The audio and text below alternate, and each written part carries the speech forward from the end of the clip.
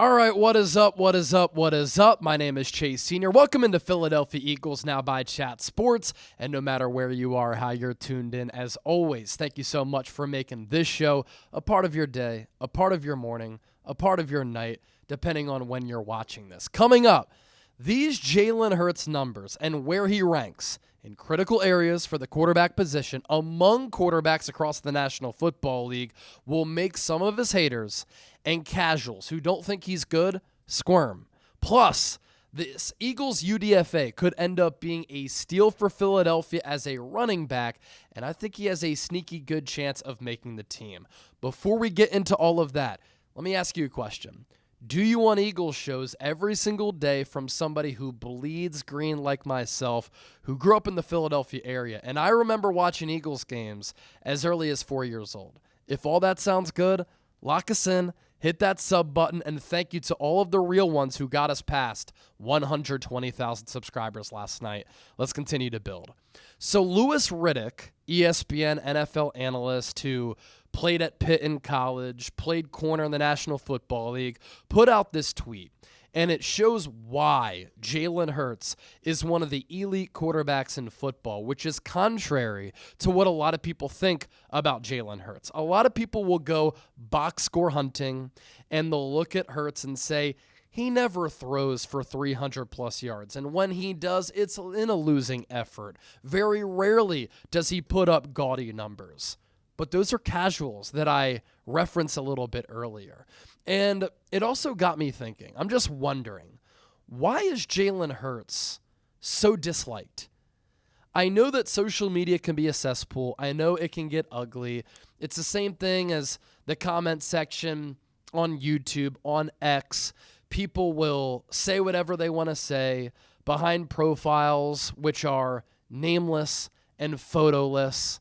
And it's part of the reason why social media and the dynamic of it can be very unhealthy. But Jalen Hurts gets a lot of hate, and I don't really get it. He's a consummate pro. He's a great leader. Never says or does anything wrong. His Alabama-Oklahoma NFL story and path has been incredible. The trials and tribulations, what he's overcome. Usually that type of path, that underdog type of story, is one that people rally around. It's one that people support.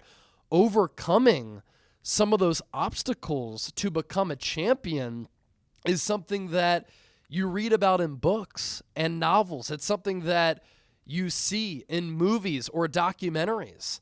Jalen Hurts has lived that out. It has been a reality for him. It's come to fruition in his own life and in his career. He comes from a really good household. He was coached by his father. You can tell he's a coach's son. He's such a mature, well-mannered professional. And then you think about his personality, right? Cool, calm, and collected. A flatliner. You know who also had that? Kobe Bryant, Michael Jordan. The greats in sports carry themselves like Jalen Hurts and vice versa. He's carried them himself like them. He's also a Jordan athlete. That's an iconic brand. He plays for the Philadelphia Eagles, which has become over time, really since the turn of 2000, the century, an iconic worldwide brand as an organization. And let's be real, right? Jalen Hurts is a handsome cat. He has style. He has swagger. He has good fashion. His new wife, beautiful. You saw him at the Met Gala. They looked awesome as a 1-2 punch. As a player, too, he's been to 2 Super Bowls. He's outplayed Patrick Mahomes in both of those games on the biggest of stages in front of a worldwide audience. And so why does Jalen Hurts get all this hate? Because all of that usually doesn't lead to a guy getting so much hate with so much vitriol. Is it because he just plays for the Philadelphia Eagles? People don't like Philadelphia? Well, if that's the case, we know the motto. No one likes us. We don't care. Is it because his game as a quarterback isn't the cleanest? It's a little bit unorthodox. He has speed, but not speed like Lamar Jackson. He's a physical runner, more like Donovan McNabb. But we also saw that speed when he pulled away from the Los Angeles Rams in the divisional round, that opening drive touchdown. But he also doesn't run like Lamar. It's not as pretty. Is that it? He has a good arm, but he doesn't have a laser. His throwing motion, it can get a little bit loopy. It can be a little bit clunky and rigid. I don't know. People think he's always carried by his supporting casts. Well, let me tell everybody this. Teams that win Super Bowls are usually the best teams. Name me a quarterback who has completely carried his squad, shouldered the load, and they've won that Super Bowl just because of that quarterback. I can't remember one. And if it's happened, it's been very rare. Even Michael Jordan, the greatest champion in American professional sports, think about the team that he had, right? Scottie Pippen, Dennis Rodman, Steve Kerr, Phil Jackson. The teams were really good. Think about Steph Curry, the modern day champion who has 4 rings. Think about who he's won those rings with. Klay Thompson, Draymond Green, they're going to be future Hall of Famers. Kevin Durant, one of the most unique and best players of all time, coached by Steve Kerr. To win championships, you have to have good teams. So people think that Jalen Hurts is carried. Great teams have great players. And Hurts, second in MVP voting in 2022. He's 2-0 in NFC championship games. He's now won a Super Bowl and Super Bowl MVP. And think about the identity of the Eagles in 2024, right? Hurts still had more than 30 combined touchdowns and only 5 interceptions. People will say, oh, it's because of the brotherly shove. He's literally the only quarterback in the NFL who can convert the brotherly shove to the degree that he converts it at.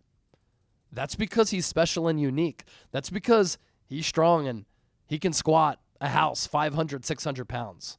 And the identity of this Eagles team that I queued up just a moment ago, why would you go away from running the football and go away from your strengths when you have the offensive line that the Eagles had and you have Saquon Barkley, who just had the best single season in the history of the National Football League for a running back? Ran for more than 2,000 yards in the regular season. If he played the final week, could have taken down Eric Dickerson's record for the most rushing yards in a regular season. It would have been one more game. Yeah, he could have done it on fewer attempts, though. He also broke Terrell Davis's record for the most rushing yards in a full season, regular season and playoffs combined. Come on. We know that when your team has strengths, when a player has strengths, you cater to those strengths. You cater to that personnel. If you go away from it, that's idiotic. That's something that we argue about on sports talk radio all the time, and fans get outraged by. So Jalen Hurts still played very well in 2024. Did he put up insane numbers? No, but he didn't have to, because the defense was elite and the run game was so good. And also think about this. A.J. Brown, 3 seasons as an Eagle, has been an All-Pro every year. He's gone over 1,000 yards every year. Who's throwing him the pill? Jalen Hurts. Devontae Smith, looked at as maybe the best number 2 wide receiver in the game. One of the top overall wideouts in football. Why? Because Jalen Hurts is his quarterback. And so Hurts has one of the best deep balls in the NFL. He's one of the top dual threat quarterbacks in the NFL. He has the clutch gene. There's never been controversy around him. It's weird that he gets so much hate. Maybe it's just because Cowboy fans are so loud. He's also carved up Steve Spagnuolo defenses in both Super Bowls in which he's gone against him. The first Super Bowl in 2022, he had almost 400 yards of total offense and 4 touchdowns. And then back in February, he put up, nearly 300 yards again and 3 more touchdowns? So he's put up 7 touchdowns against Steve Spagnuolo, who's looked at as one of the top defensive minds on the history of the NFL. Don't we celebrate players who play their best on the biggest of stages when the lights are the brightest? We should. In Philadelphia, we do. That's because we know ball. Think about the quarterbacks who he's also beaten in head-to-head matchups. Patrick Mahomes, multiple times. Lamar Jackson, Joe Burrow, Josh Allen. And so that leads me to this. Louis Riddick putting out that tweet that I noted at the start of the show. Check out where Jalen Hurts ranks in these quarterback metrics. Total QBR for people who like analytics. Last year, Jaden Daniels was 4th. Jalen Hurts was 10th. Dak Prescott, 29th. Pressure QBR. This is QBR when pressured. Jaden Daniels, 3rd. Jalen Hurts, 12th. Cooper Rush, 15th. Dak Prescott, 26th. Third down QBR. Jaden Daniels, 5th. Jalen Hurts, 10th. Cooper Rush, 23rd. Dak Prescott, 29th. Completion percentage over expected. Jalen Hurts, number 1. Dak Prescott, 18th. Jaden Daniels, 19th. Those are important numbers which result in wins and losses and can determine wins and losses where Jalen Hurts is elite. No one likes us. We don't care. As for that rookie UDFA who could be a steal, we've talked about him a couple of times here on the show. Shanderek Pal, running back out of Central Arkansas. Eagles fans will appreciate this, but his body type and his game will remind some people of Darren Sproles, great Eagles player there for a few years, and Dion Lewis, who the Eagles took early in the NFL draft, but ended up being a better player elsewhere. Shanderek Pal, in the pre-draft process, 5'7", 183, but at 183 pounds, 21 reps on the bench of 225 pounds. Built dude. Vertical, 40.5 inches, elite. Broad jump, more than 10 feet, also elite. And he ran a 4.4 40-yard dash. And we've gone heavy on some of the numbers on today's show. Let's do it again. Shanderek Pal is one of the kings of advanced running back metrics. 4.8 yards after contact per rush. First in this draft class. 0.42 missed tackles forced per rush. First in this draft class. An explosive run rate of 21.6%. Number 1 in this draft class. Where did Ashton Genty go? Number 6 overall to the Las Vegas Raiders. I'm not saying Shanderek Pal is better than Ashton Genty, but that's pretty impressive with where he ranks. And I know there will be an adjustment for the competition level going from FCS to the NFL, but a lot of times good players, they just play good football. And when you watch the tape, Shanderek Pal plays bigger than his size. He has really good contact balance. I like his patience. I like his toughness. He clearly has an ability to pick up yards after contact and break tackles. He has good speed to get to the edge and have breakaway speed. An absolutely dominant runner in college. And over his last 3 seasons, he ran for more than 3,800 yards. So I think that he has a chance to make the Eagles 53-man roster. You think about the running back room. Saquon Barkley, Will Shipley, A.J. Dillon.